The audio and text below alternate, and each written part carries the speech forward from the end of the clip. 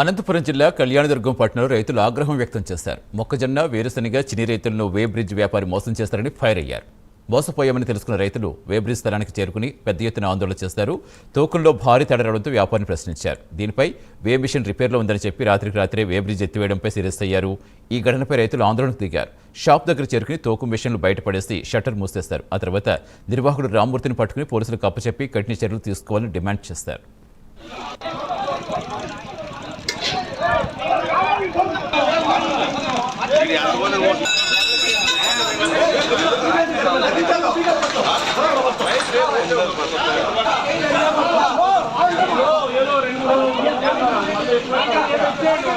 మోసం చేయాలనుకున్నా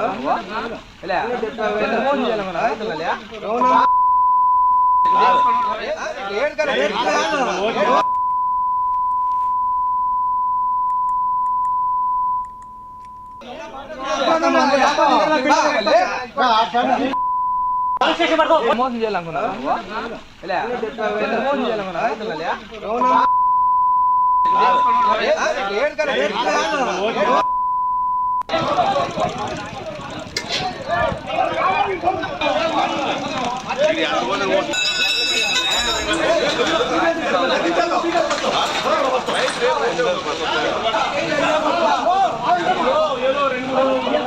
మాది పూర్వాల గ్రామం. నేను 13 ఎకరాల్లో చిన్న తోట వేశాను.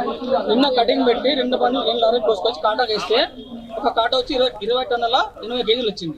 అదే కాట అనంతపూర్లో వేస్తే 22 టన్నులు వచ్చింది. 3 టన్నులు వచ్చి 65,000 అమ్ముకున్నాను.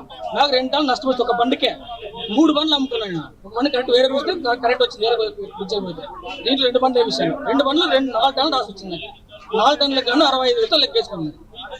అంత లాస్ వచ్చింది.